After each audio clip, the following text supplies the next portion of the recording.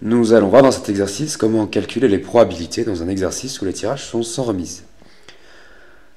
Donc, dans tout l'exercice, pour un entier K naturel fixé, l'événement BK c'est le kème tirage donne une boule blanche, et l'événement RK c'est le kème tirage donne une boule rouge, qui est le contraire du précédent puisqu'il n'y a que deux couleurs dans cette urne. Donc le premier événement, c'est on obtient deux blanches et une rouge dans cet ordre. Donc mathématiquement, A est égal à B1 inter R2 inter R3. Donc là, on est typiquement dans le cas où on peut utiliser la formule des probabilités composées, parce qu'on a une intersection d'événements. On obtient que la probabilité de A, c'est la probabilité de B1, la probabilité de B2 sachant B1, fois la probabilité de R3 sachant B1 inter B2. Donc on trouve facilement un sixième. Bon, je vous ai fait un arbre, on regarde la première branche en fait du haut. Donc voilà, c'est assez simple. On n'a pas besoin de préciser l'univers, ni de faire de dénombrement.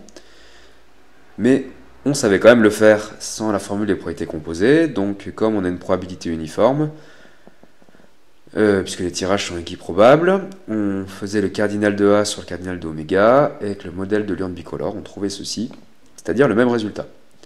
Donc on a deux méthodes, mais il faut aimer le dénombrement pour faire la deuxième.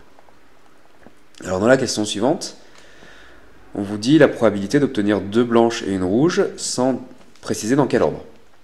Donc si on veut faire comme ci-dessus, il faut décomposer E en une union de trois événements, où la boule rouge arrive en troisième, en deuxième ou en premier. On a mis un petit plus dans les unions pour préciser que ces trois événements sont incompatibles. Avec la formule des probabilités composées, on calcule cette probabilité, on trouve un sixième, on calcule cette probabilité, on trouve un sixième. Et donc comme les trois parenthèses sont incompatibles, la probabilité de E, ça devient la somme des trois probabilités, ce qu'on appelle l'additivité. Et on trouve que la probabilité de E, c'est 1/2. Donc c'est quand même un petit peu long. Et par dénombrement, c'est toujours aussi rapide. Cette fois, on multiplie en haut par 2 parmi 3, puisqu'il faut choisir dans les trois tirages quels sont les deux tirages qui vont donner une boule blanche. Et on avait expliqué qu'il ne faut pas tenir compte de l'ordre.